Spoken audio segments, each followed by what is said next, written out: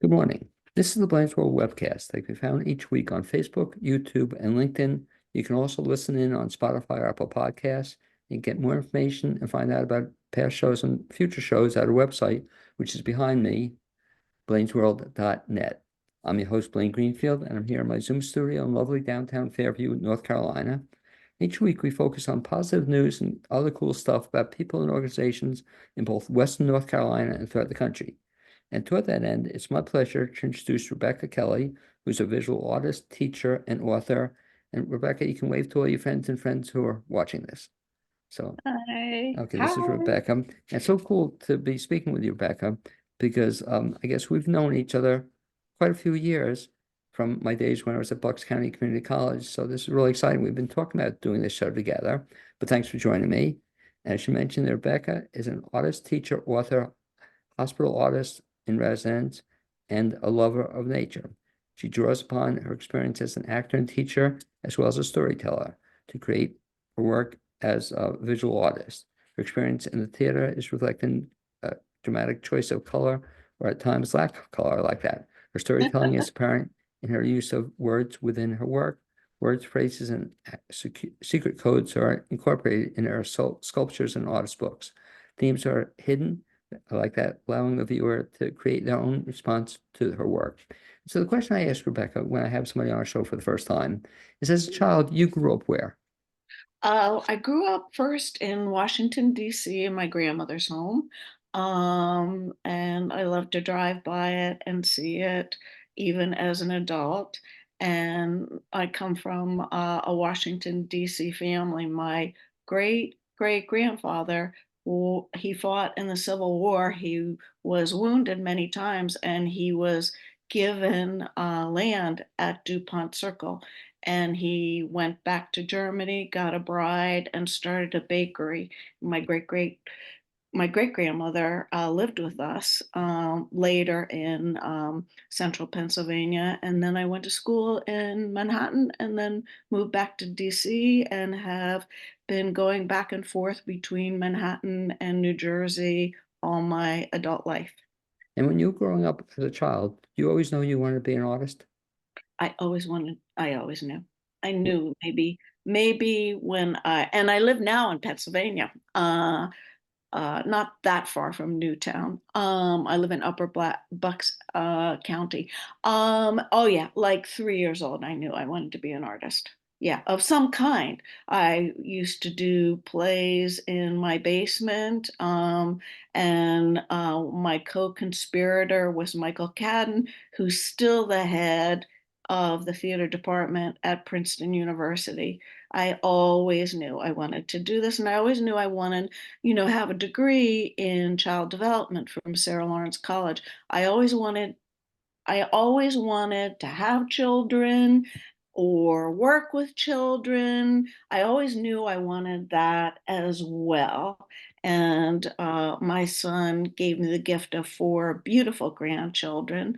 So, and I still work with kids a lot too. And at Yeah. Bucks, I taught early childhood education. Now, I didn't know that part about your background. So you'd also been in theater and you'd been I've a been in theater. you've acted or, Yes, I have. okay. So what got you then? So you were doing all sorts of different stuff. You then concentrated, I guess, as an artist. What kind of art do you primarily focus on? I primarily focus on textile arts and book arts.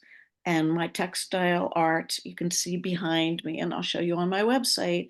I live now in Upper Black Eddy, Upper Bucks County, and I live on what was an orchard right by the river. So I do a lot of foraging for flowers and barks and twigs, and I use those beautiful natural materials to make a dye.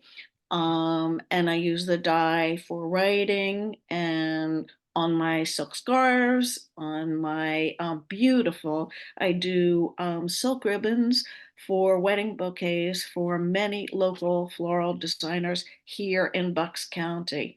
Wild Bird is one of my clients, and she lives in Point Pleasant, along with many others. Bucks County Floral Collective and root design, ornithia design, sunny floret. And I also make books. And there's a book right now on exhibit in Philadelphia, Books as Life. It's at the University of the Arts right now in a gorgeous exhibition. And that book was made with twigs and with walnut ink, and it's called Tu B'Shvat because just a couple of weeks ago was the Jewish holiday of Tu B'Shvat, the festival of the new year of the trees. And I consider this time of year spring. Now, there's two things you just mentioned. Did you learn them in school or you pick them up on your own, or how do you pick up the skills in those areas? Oh, on my own workshops, friends. Yes, and I'm taking a workshop right now out of Hyde Park Art Center. This is the beauty of Zoom online with Yun Shin Park, who is a fabulous book artist out of Chicago. And I take classes with her weekly in book arts online, and I've done that for 3 years. Okay, so what you're saying is if you want, you can pick up a lot of these skills on your own if you just Oh, absolutely, absolutely, yeah. so you mentioned me off the I air. never did the MFA or the BFA. I did workshops and taught myself and learned from others. Okay. And you mentioned something off the air, you just mentioned as well. And so you could explain and maybe show it to us. You mentioned a book that you, and I don't quite understand. So you wrote a book or Yeah. it's It on is an display? artist book. Do you want me to show it to you? Please, yeah. Yeah, okay. So I'm going to share a screen and uh, There you go. Good. there we go. And let's scroll down. Um, Great. Here we go. Here we go. Here we go. Okay, so this is really cool. We'll talk about this, all your stuff pretty Yeah, much. here we are.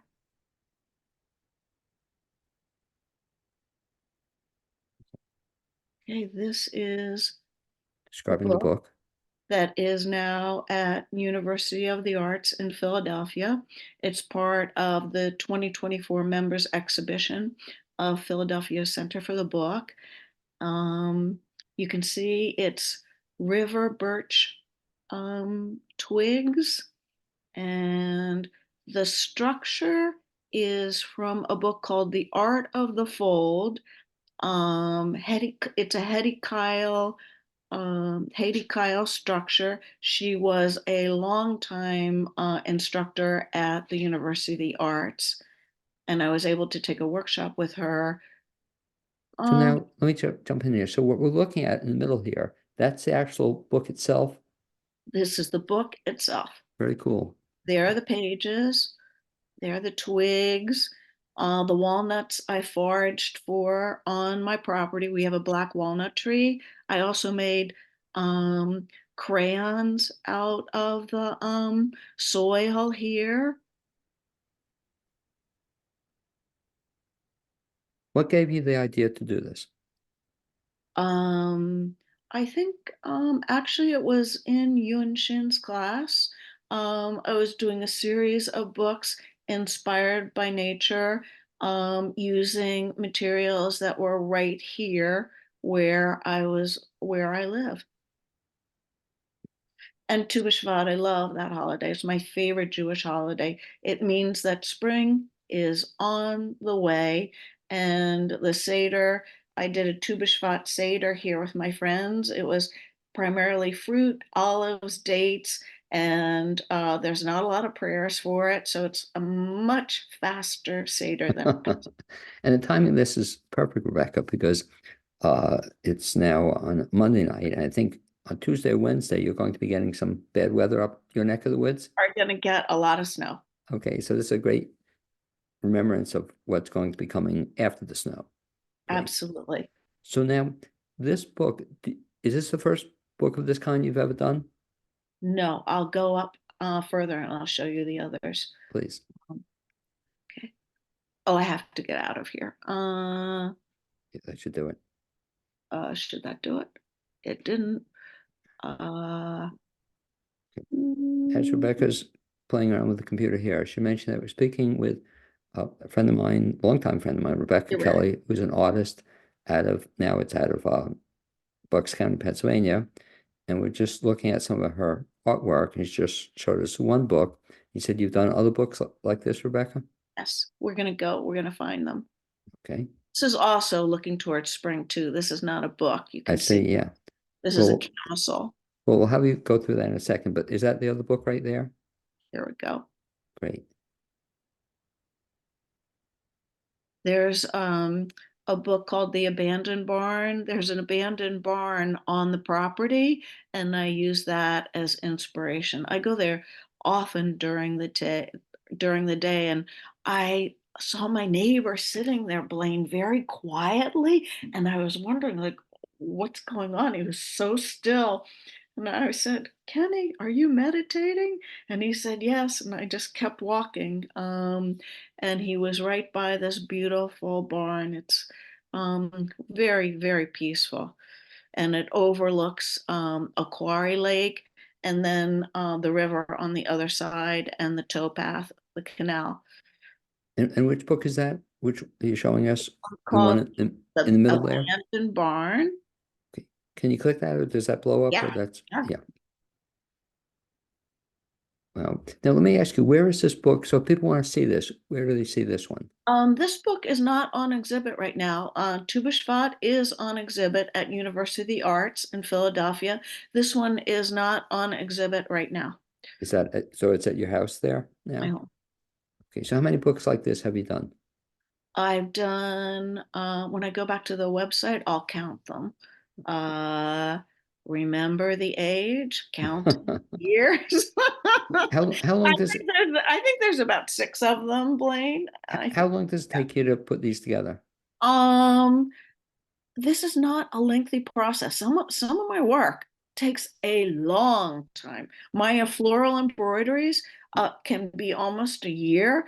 I would say this one I did within a week's time. Yeah. Now, if let me ask you just in general, so as an artist, is this Yes. something you do every day? Like, do you get up in the morning Yes. and It's say, something I do every day. It's and every day. Every day there's something I do. As I said, I'm a natural dyer, and every day I do something. It might be taking pomegranates and taking the skin and drying them. It might be taking avocados, washing off the pit. It might be hours of washing my dye pots. But always finding a new dye, experimenting with a new dye. Always daily, I do some embroidery. And then the book arts, when I'm taking classes with Yun Shin, once or twice a week I work on the books. by the way, we should mention, Rebecca, if folks are just listening to this via podcast, they can go to your website. And if you would, what's the website address, please? It's inliquid.org and just type my name.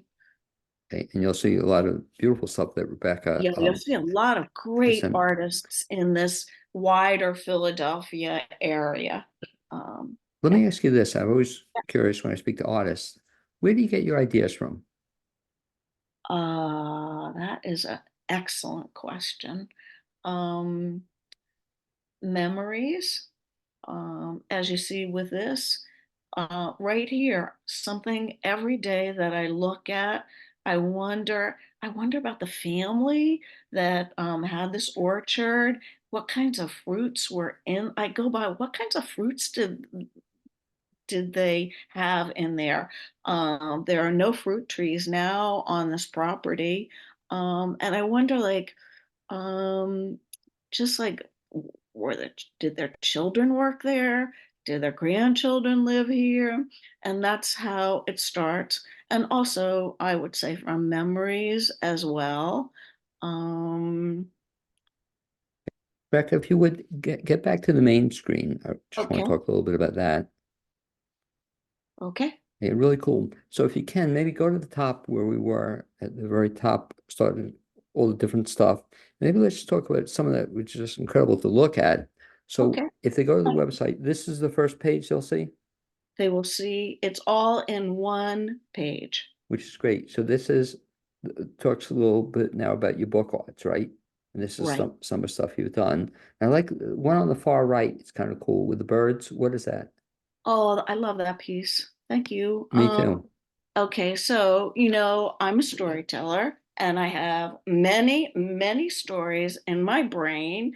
And one of my favorites that I tell children is the story of Icarus, who flew too high to the sun. And he was so proud. He thought he was free from his prison and that he could go as high as he wanted to. And his father had made wings for him out of feathers and candle wax. They were in prison. They were imprisoned by some Greek king, and he told Icarus, "Don't go too close to the sun because the wax will melt. Don't go too close to the water. You will end up in the sea." Icarus was very full of himself and he went up to the sun and down he came. And so blow that one up if you would. Can you? Yes. Yeah, there it is. Okay. So this is there's part of a puppet theater. Was that it? Yeah, it's kind of a puppet theater. I just love that. And So neat thing. Go back to the main screen there if you would, yeah, where you just were.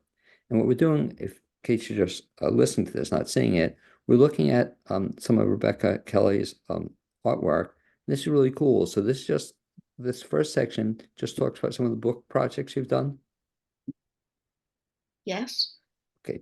So you mentioned how long, just the website is beautiful. How long did it take you to put together? The website, a lot of time. Yeah, I was saying it's Yeah, a lot of time. And we have wonderful person, Elise Bernstein from In Liquid. She knew this was happening and she went above and beyond to lay it out so it would be really easy for us to have fun with it and play with it and on this podcast. and it's just not only on this show also, but just what a great way to show your stuff, in terms of seeing the variety of it. If you Right. would, And I'm a collaborator. I love that I'm on with a lot of young, hip, and cool Philly artists. So when you come to see my work, you get to see their work as well. by the Do way, it. yeah, in a second, but by the way, do you work out of a studio or do you work out of your home? I work in I have a studio here. I moved here 2 years ago from Manhattan. And it was working on your kitchen sink, or I would go to the textile arts center. I would go to the textile art center and I would work there. Or a center for the book, and I would work there. But here, my neighbor made me a huge wooden table outside, out of packing materials. And then I have the outdoor studio. I use my kitchen, and I also have the room I'm in now is a designated studio for indoor work. Okay, so if you would just drop down a little bit, let's look at some of the other stuff and have you talk Sure, about it. I would love to. Okay, well, I'm getting a kick out of just seeing this stuff. Yeah, Beautiful. you tell me where to stop. Well, we're now looking at kind of your book projects. Go Yes, we're beyond, still go on the book page. You want me to okay. go further down Yeah, for just more? see other than these book projects. And by the way, what's this one at the bottom right? What is that? The far right, Right here, the with the yeah, that one. this one? Yeah, what is Okay. that?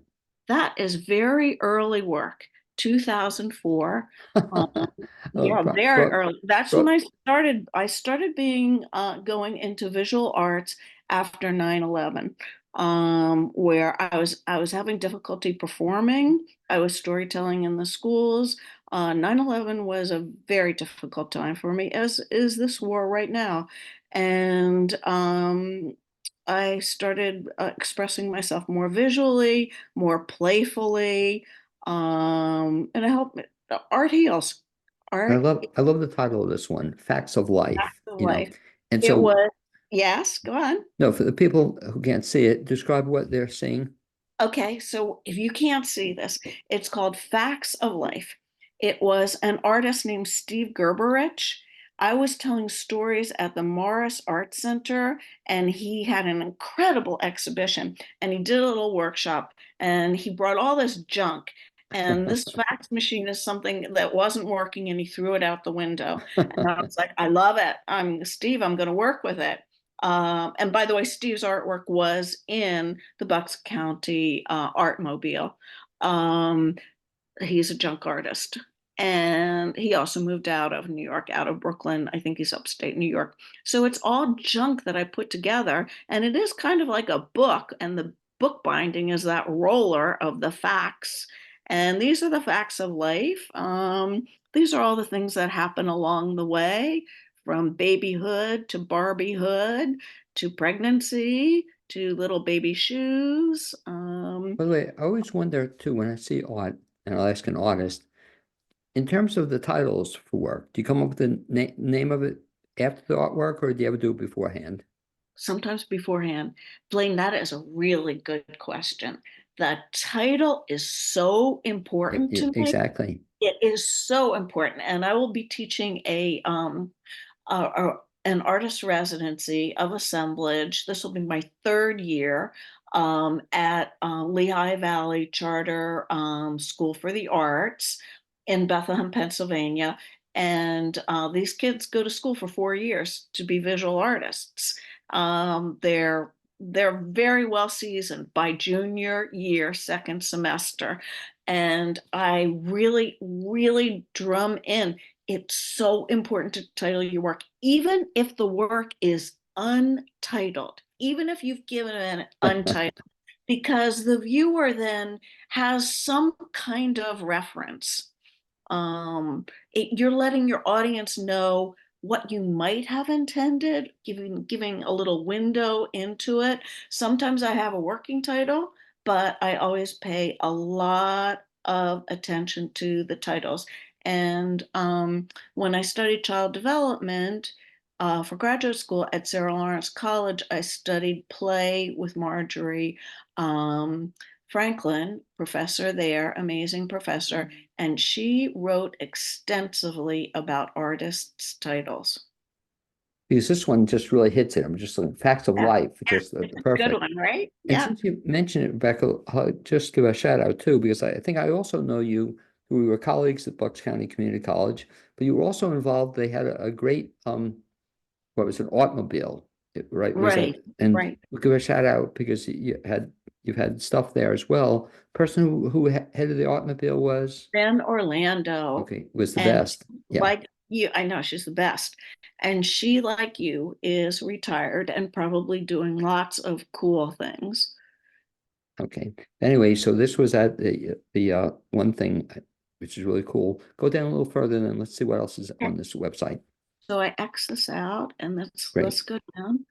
That's just Um, things that catch my attention. So this is now, let's go to the next section, embroidery, scarves, and ribbons. So what's your thinking behind doing work in this area? okay, and I actually have those right here. Yeah. Okay, so here we go. Um, this camisole, you asked me about how long do things take. The camisole is behind me. Um, my sister passed away October. It'll be 12 years this October. And I started it maybe a year after she died. And over the course of a decade, I would pick it up, put it down. I would have a memory of her. I would write a word. I would think something beautiful about my sister. I would put that in there. And this is the front. Um, it's called Heartbroke. She was much too young to pass away. This is a little medieval flower. These are words that I would, words expressing what I was feeling at the moment, and and a lot of repair. Um, Grief, I think, is a process of repair, and it's something where you're honoring the love that you had for someone. Let me see if I have a back view here too. Uh, yes, is that the back view? Yes. Now, this stuff here, just go back to the main screen there where we were. Okay. So some of the stuff then, I'm just looking at, and I should tell you, Rebecca, I'm colorblind, but it just, I love the colors. Oh, wow, I'm, there's a lot of color I'm here. saying, but I'm loving it too. Some of the stuff in this section now you made was actually used too. So was everything in here actually used at some time? These ribbons were on bridal bouquets Lovely. in Bucks County and Lehigh Valley, and the scarves are at a beautiful gallery, Art Worked in Newtown, Pennsylvania. It's right on Main Street. It's a gallery with two floors, a main gallery. My work is there. My embroidery work is on the main gallery in a show called, I believe it's Love and Humanity or Art and Humanity. It's a love theme. So my embroidery is on the main gallery right now in an exhibition. And then my scarves are on the second floor. And these are wearable and they're really cool, little bandanas. And they are made all with natural dyes. Do you wear any of the stuff you've made? Um, I wear, okay, can you see me? Yeah, I can see it. I I love winter because I love to knit. I wear my knitted materials and I also I like to keep my clothes. I also mend my clothes. So I wear my mended clothes and I wear my knitted clothes a lot. Very nice. And just finishing up this the website. So go further, they have I like that an artist video. We won't watch it now, but this is a video people can watch. It's a fabulous video. It was an exhibition at the Paul Robeson Center at the Arts Council of Princeton, and there were a number of Pennsylvania artists in that show. This is a Pennsylvania artist's work, Carol Cole. She's in Philadelphia. Yeah, it's a very cool video of the exhibition. And I Were yeah, you in were you in that exhibition also? no, I was a Okay, curator. gotcha. When I curate, I'm not in the show. It's about them. It's not about me. Okay. And so let's just recap a little bit here, Rebecca, because I want to mention Sure. a couple other things. But in terms of this beautiful website, if folks want to take a look at it, best bet is to go where? The Um, website? in Liquid, Yeah. Rebecca Kelly. Okay. So it's inliquid.org. It looks like slash and then Rebecca Rebecca Kelly Kelly. there. Okay, but inliquid.org, Yes. they'll find it. And you were also telling me, Rebecca, and you can find it at the website as well. You have a couple of upcoming things that folks Oh should know yeah. about. Um, it's it's in the In Liquid site. On February 24th, I'm teaching a meditative heart workshop, embroidery workshop where we will be making hearts out of fabrics that I've dyed with embroidery threads. Some I've dyed, some I haven't. And it should be a really nice afternoon of meditation and stitching. Now that show and talk about some other stuff you're doing, that'll be at the calendar at top. There's a link to go to That'll calendar. be on the calendar in Liquid Okay, so and just under events. okay. So if you can come out of this for a second, come back to me where Yes. you and I just All talked right. to each other. So let me ask you this question, Rebecca. I'm wondering, looking at all this stuff, do you have a favorite thing you do? In those, I've heard you've taught, you do artwork, you're a curator, you've done a whole bunch of other things. Do you have a favorite thing you do? Do I have a favorite thing I do? Um, I think the most fun is teaching young children because it's so exciting to see, you have your vision, you have your techniques, you have your way of working, and you hand it over to them, and they give it back to you with so much energy and so much excitement and so much love. I would say that's where I get my real meat, my real gratification. And I'm known as Miss Rebecca in those settings. and it's very, very exciting. And I'm a very social creature. I didn't come art from art school. I came from a different place in my life. So the studio is hard for me. The social part of teaching is the fun part. And one of the things that I'm so impressed with, Becca, is that you're always learning. In other words, and I think you should emphasize that fact. It's amazing. You're telling me that you're still taking courses all the time. Yeah, yeah. Yeah. And how important is that for any artist? Oh, I think it's vitally important. Otherwise, you're just in your own little circle and you're doing the same thing over and over again, the same technique you learned in art school whenever. I think it's really important to change. And I think even, I also work at the galleries at Lehigh University. And so I see really young artists, especially in the show Young, Gifted, and Black. I did workshops and tours for that exhibition, and that exhibition was only 2 years ago. And I see some of those artists are going through big transitions in just the 2 years that they've hit the art world. Yeah, I think it's very important because you're getting information from other sources, not just your same way of working over and over again. Although that's probably the most commercial and the most profitable way to Right. do. You have your brand and you do your brand. Yes. One other question I have to ask you about because I just love the title.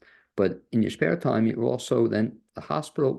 I'll have to ask you what that is. But a hospital artist in residence. Yes. What's a hospital artist in residence? So when I lived in New York, in Manhattan, I worked for the Creative Center out of University Settlement in New York, 30-year-old organization. I still work on Zoom. I still do for those living with serious illness. I still do Zoom programs like the Meditative Hearts workshop that I'm going to be doing at Artwork in Newtown, PA. I do natural dyeing. I do book arts on Zoom. But when I lived in Manhattan, I worked at Bellevue and I worked at NYU in oncology. At Bellevue, we had an art room where people had long, long waits for their chemo.